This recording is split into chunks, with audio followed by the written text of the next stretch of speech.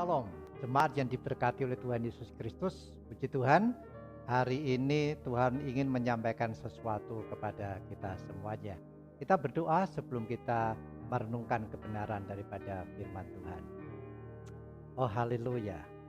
Bapa yang baik, terima kasih untuk pagi hari ini kami boleh mengambil bagian untuk duduk diam di bawah kaki Tuhan, memperhatikan apa yang Tuhan inginkan untuk kami terima, yang Tuhan inginkan untuk kami dengar, yang Tuhan inginkan untuk kami mengerti. Sebab itu urapi setiap kami, sehingga setiap kami beroleh berkat melalui pemberitaan daripada kebenaran firman Tuhan. Terima kasih Bapa, hamba-Mu yang berbicara, Tuhan urapi. Hanya di dalam nama Tuhan kami Yesus Kristus kami mengucap syukur dan berdoa. Haleluya. Amin. Puji Tuhan. Jemaat yang diberkati oleh Tuhan Yesus Kristus, ada satu peristiwa besar yang kita percaya dan itu adalah sebuah sejarah, yaitu kebangkitan Yesus dari antara orang mati. Ada salah satu hal yang sangat menarik sekali yang saya perhatikan adalah kepada siapakah Tuhan pertama kali menampakkan diri. Apakah kepada salah satu daripada 12 rasulnya? Ternyata jawabannya tidak. Yesus menampakkan diri yang pertama kali dan bahkan menampakkan diri untuk yang kedua kalinya bukan kepada salah satu atau salah dua dari para rasulnya, tapi justru Yesus menampakkan diri kepada perempuan-perempuan. Dan yang sangat menarik sekali adalah ketika Yesus menampakkan diri yang pertama kali kepada perempuan yang bernama Maria Magdalena. Kita akan lihat ya Markus pasal yang ke-16 ayat yang ke-9. Markus 16 ayat yang ke-9 mengatakan, setelah Yesus bangkit pagi-pagi pada hari pertama minggu itu, ia mula-mula menampakkan dirinya kepada Maria Magdalena. Daripadanya Yesus pernah mengusir 7 setan. Jemaat yang dikasihi Tuhan Yesus Kristus, ternyata Yesus memilih Maria Magdalena. Dan yang kedua, Yesus memilih perempuan-perempuan lainnya yang pada waktu itu berangkat ke kubur dan kembali lagi, dan di tengah perjalanan Yesus menampakkan diri kepada mereka. Siapakah perempuan-perempuan ini? Bukankah kalau kita baca misal Maria Magdalena ada seorang perempuan yang memiliki latar belakang yang sangat buruk sekali.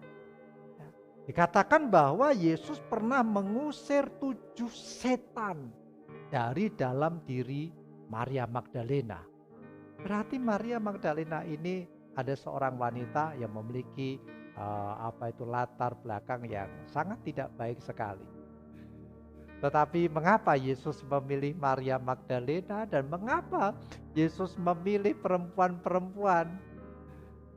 Memang kita tidak tahu secara pasti alasannya, tetapi nanti ada beberapa hal yang menurut saya dari pemahaman saya terhadap firman Tuhan dan pembacaan Alkitab ini adalah menjadi alasan mengapa Yesus memilih mereka, para perempuan, justru mereka yang mendapatkan anugerah.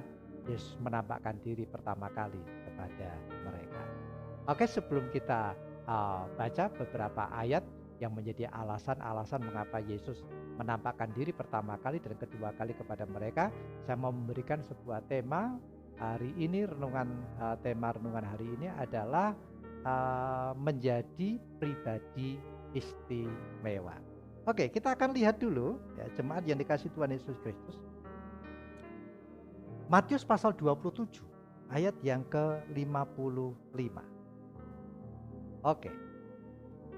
Dan ada di situ banyak perempuan yang melihat dari jauh. Jadi ini pada waktu Yesus disalibkan. Ya. Banyak perempuan yang melihat dari jauh, yaitu perempuan-perempuan yang mengikuti mengikuti Yesus. Ini yang perlu kita garis bawahi. Mengikuti Yesus dari Galilea untuk melayani Dia.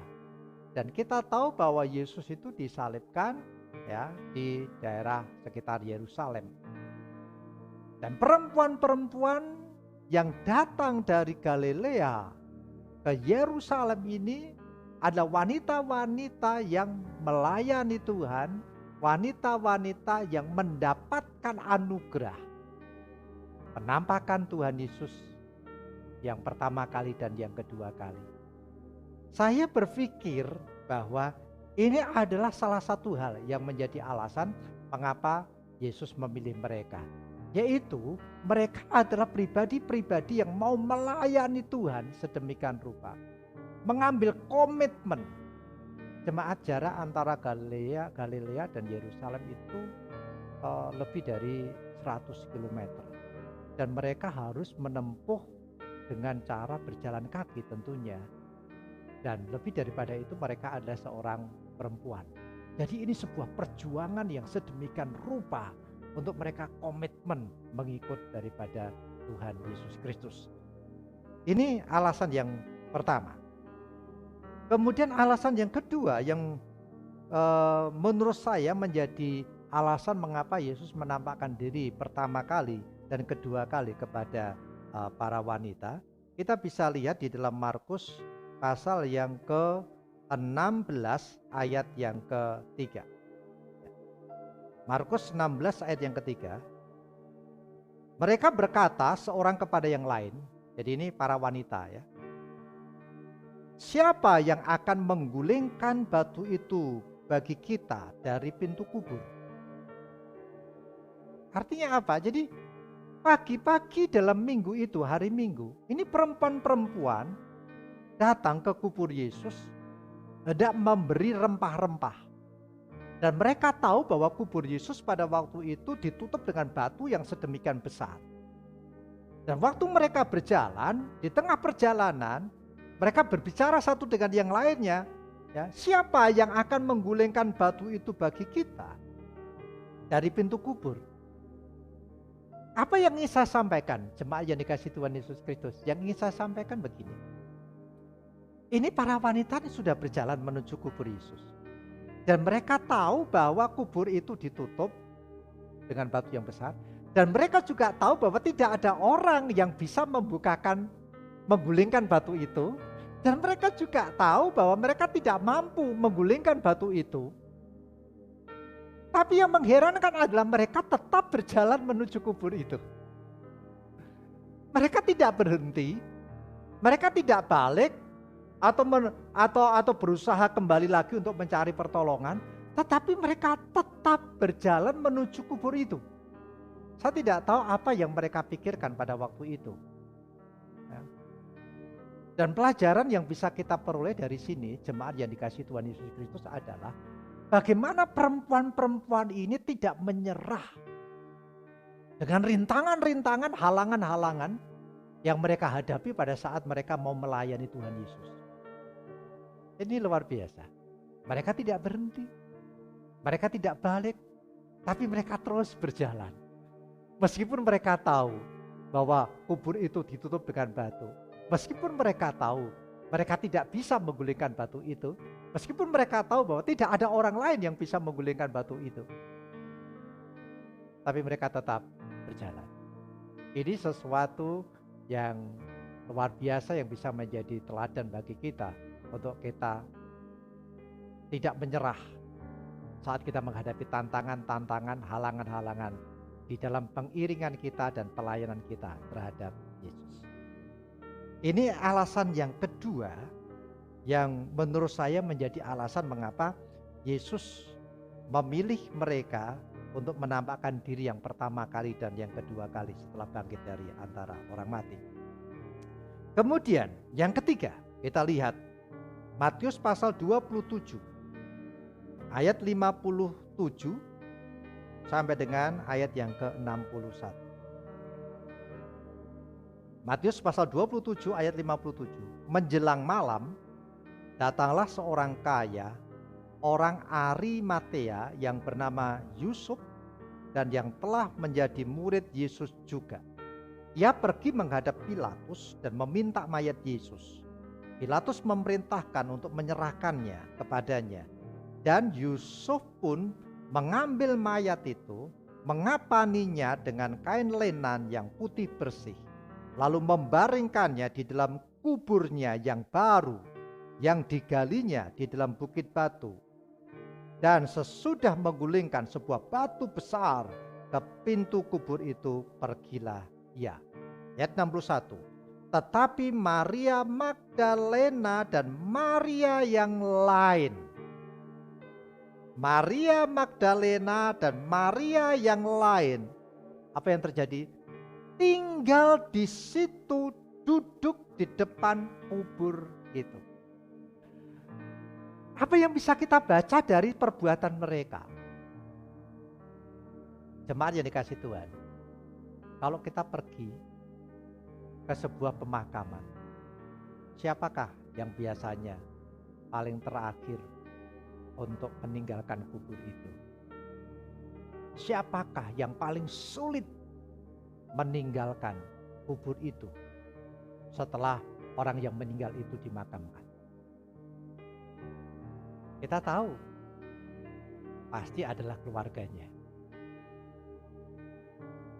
Kenapa keluarganya? Karena keluarganya adalah orang yang paling mencintai dan mengasihi orang yang meninggal itu. Sehingga ketika kita membaca di ayat yang ke-61, Maria Magdalena dan Maria yang lain tinggal di situ, duduk di depan kubur itu, sementara yang lainnya sudah pergi, termasuk Yusuf dari Arimatea pun sudah pergi. Kita bisa membaca tindakan mereka menunjukkan cinta, kasih mereka terhadap Yesus itu luar biasa. Mereka bukan keluarga dari Tuhan Yesus. Ini ada perempuan-perempuan yang melayani Tuhan, dan dengan perbuatan mereka yang tetap tinggal di kubur, sementara yang lainnya itu sudah pergi, itu membuktikan bahwa mereka adalah pribadi-pribadi yang sangat mencintai dan mengasihi Tuhan Yesus. Jemaat yang dikasihi Tuhan Yesus Kristus, ini yang menurut saya yang menjadi alasan mengapa Tuhan Yesus Kristus itu berkenan untuk memberikan sebuah anugerah menampakkan diri yang pertama dan yang kedua kali itu kepada perempuan-perempuan ini. Luar biasa. Kemudian yang keempat yang bisa kita lihat ya, Lukas pasal 23 ayat yang ke-55 dan ayat yang ke-56. Di sana dikatakan, dan perempuan-perempuan yang datang bersama-sama dengan Yesus dari Galilea itu Galilea ikut serta, dan mereka melihat kubur itu dan bagaimana mayatnya dibaringkan. Dan setelah pulang mereka menyediakan. Setelah pulang dari kubur, mereka menyediakan rempah-rempah dan minyak mur. Ini luar biasa. Bisa jemaat perhatikan, mereka dari Galilea mengikut Tuhan dalam setiap perjalanan yang tidak dekat.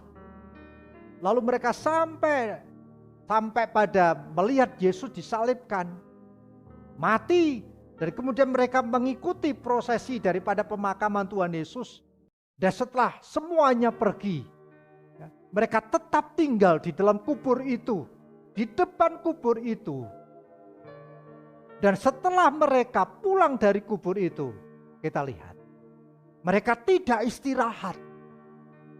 Dikatakan setelah mereka meninggalkan kubur itu, setelah mereka pulang, mereka menyediakan rempah-rempah dan minyak mur. Yang lainnya, apa yang dilakukan oleh yang lainnya tidak tercatat. Jadi jeda antara Yesus dimakamkan sampai pada kebangkitan Tuhan Yesus Kristus itu tidak banyak cerita yang dituliskan. Tetapi apa yang dilakukan oleh perempuan-perempuan ini dituliskan. Murid-murid mungkin sudah berkumpul dan mereka mungkin ada yang terlalu letih, lelah, tertidur, atau mungkin berdiskusi, atau menyesal, atau bagaimana, mengapa hal ini terjadi. Tetapi para perempuan ini, mereka terus bekerja, menyiapkan segala sesuatunya. Dan kita tahu bahwa untuk mempersiapkan rempah-rempah tentunya juga bukan sesuatu yang sederhana dan bukan sesuatu yang cepat bisa terselesaikan. Karena menyediakan rempah-rempah, tidak tahu karena waktu itu mereka itu berasal dari Galilea, berada di rumah yang bukan rumahnya sendiri. Tentunya juga rempah-rempah ini bukan rempah-rempah yang sudah tersedia begitu mudah. Mereka harus mencari dan seterusnya. Yang membuktikan bahwa mereka tidak kenal lelah untuk mengikut dan melayani Tuhan Yesus Kristus. Ini sesuatu yang sangat istimewa sekali. Sehingga sampai dicatat di dalam Alkitab. Untuk kita baca dan untuk kita teladani. Oleh sebab itu jemaat yang dikasihi oleh Tuhan Yesus Kristus. Bagaimana kita bisa menjadi pribadi yang istimewa di hadapan Tuhan. Istimewa di mata Tuhan. Tidak tergantung pada kedudukan kita, jabatan kita, suku kita, ras kita, jenis kelamin kita, pendidikan kita, ekonomi kita. Menjadi istimewa, pribadi yang istimewa di hadapan Tuhan. Yang kemudian mendapatkan anugerah-anugerah yang istimewa yang daripada Tuhan. Kita bisa mencontoh dan meneladani daripada para wanita ini. 1, berkomitmenlah untuk melayani dan mengikut Tuhan. Yang kedua, tunjukkan cinta dan kasih-Mu kepada Tuhan dengan tindakan dan perbuatan kita. Dan yang ketiga, yang bisa kita ambil pelajaran dari perempuan-perempuan ini adalah tidak menyerah. Meskipun harus menghadapi tantangan, halangan, dan rintangan di dalam mengikut Tuhan Yesus Kristus. Biarlah teladan-teladan ini akan mendorong kita untuk kita melakukannya sehingga kita menjadi pribadi-pribadi istimewa di mata Tuhan kita Yesus Kristus. Tuhan memberkati dan kita berdoa untuk firman Tuhan yang sudah kita renungkan bersama-sama. Oh haleluya. Bapa yang baik, kami bersyukur kepadamu karena Engkau adalah Tuhan yang menilik hati kami. Semua dari antara kami dapat menjadi pribadi-pribadi yang istimewa melalui apa yang kami lakukan untuk Tuhan. Ajari kami untuk berkomitmen untuk mengasihi, mengikut dan melayani Tuhan. Berkomitmen untuk tidak mudah menyerah meskipun menghadapi tantangan, rintangan, halangan di dalam mengikut Tuhan. Dan menunjukkan cinta kasih kami bukan hanya dengan kata-kata saja, tetapi dengan perbuatan dan tindakan kami untuk Yesus. Terima kasih ya Aba ya Bapa. Kau memberkati seluruh jemaat-Mu yang mendengarkan kebenaran firman Tuhan ini, sehingga mereka terdorong, termotivasi untuk menjadi pribadi-pribadi yang istimewa. Berkati mereka semuanya. Mungkin hari ini ada yang sakit, Tuhan jamah, Tuhan sembuhkan dan Tuhan pulihkan. Mungkin ada yang mengalami pergumulan-pergumulan, Tuhan Engkau memberikan pintu dan membuka pintu untuk mereka memperoleh jalan keluar yang terbaik. Yang lemah Tuhan bangkitkan dan kuatkan, dan buat mereka mempercayai bahwa Tuhan tidak pernah meninggalkan mereka. Terima kasih Bapa. Kami menyerahkan semuanya pemberitaan firman Tuhan pada pagi hari ini sepenuhnya hanya di dalam nama Tuhan kami Yesus Kristus. Haleluya, haleluya, amin. Shalom. Tuhan memberkati jemaat semua.